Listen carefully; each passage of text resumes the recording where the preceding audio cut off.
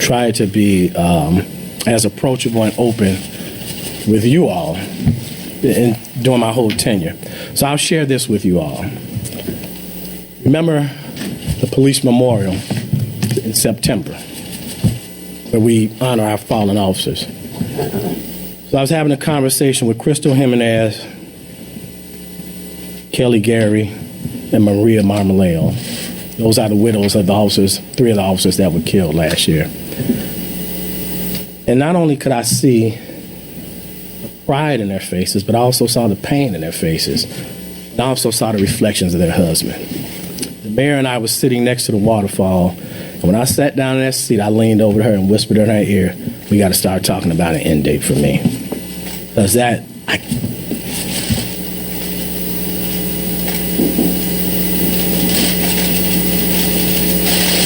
losing those officers, it's hard. So that's when I started thinking about it. I will also share this with you all. We took a trip to London following the Bears, and they lost the game. But since I've been superintendent, we hadn't had a chance to spend that kind of time together. And it made me feel normal.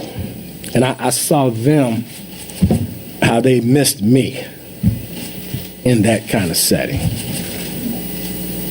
And that's pretty much what did it. I can't keep punishing them. This guy here, this is my co-pilot.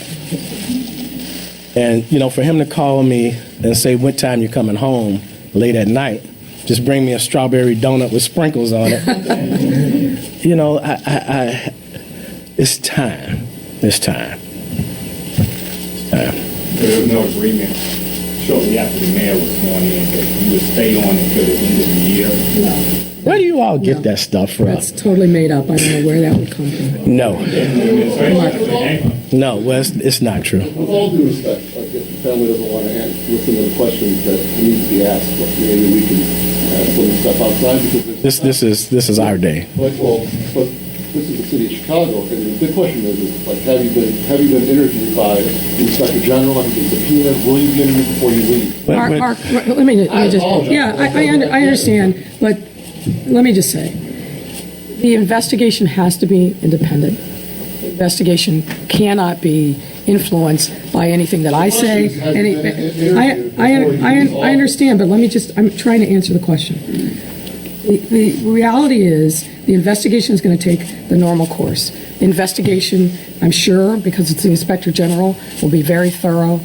But it's inappropriate for us to talk about anything related to the investigation because he's going to be a witness, I'm going to be a witness, and we're not going.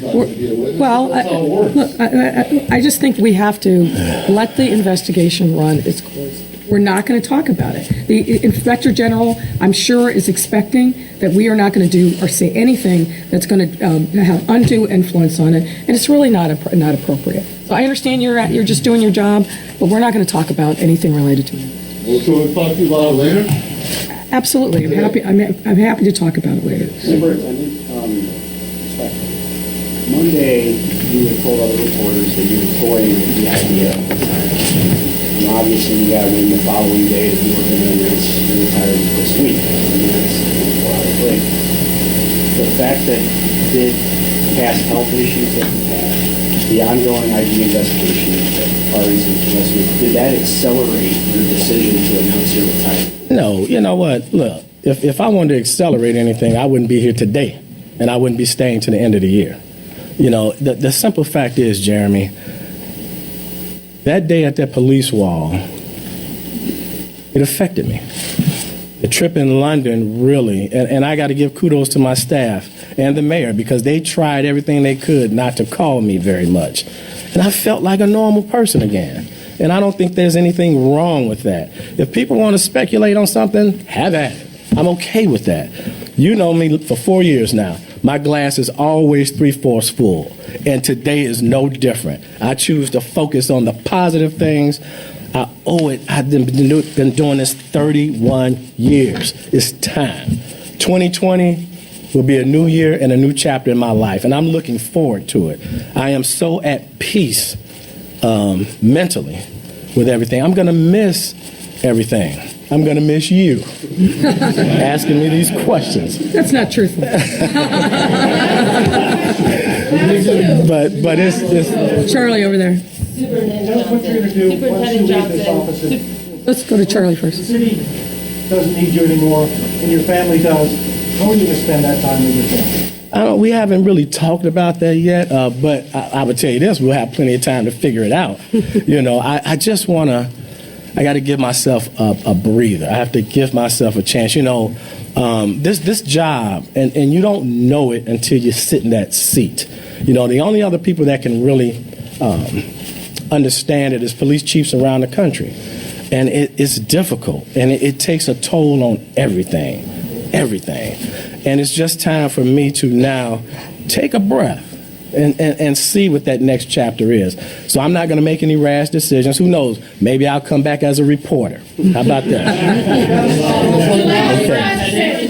Superintendent Johnson, how delicately then did any other incidents play into your decision to retire now? And who do you think should replace you? Well, you know what? As I said, the in my mind, well, this one here has been getting at me for quite a while to retire, and for obvious reasons. I've had some health challenges that I've had to deal with, so I just think it's in my best interest to do this at this point. I'm just ready. This is my decision, and I'm just ready.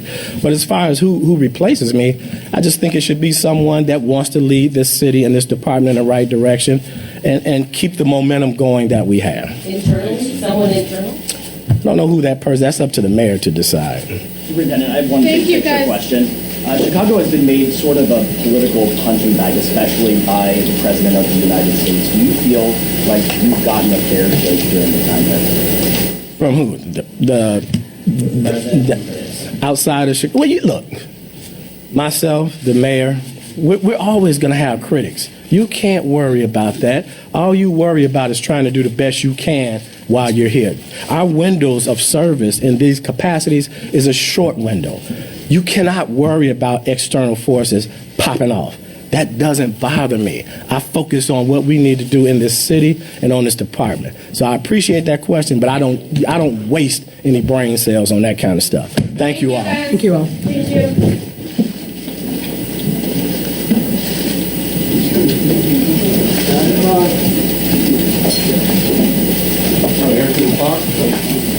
you.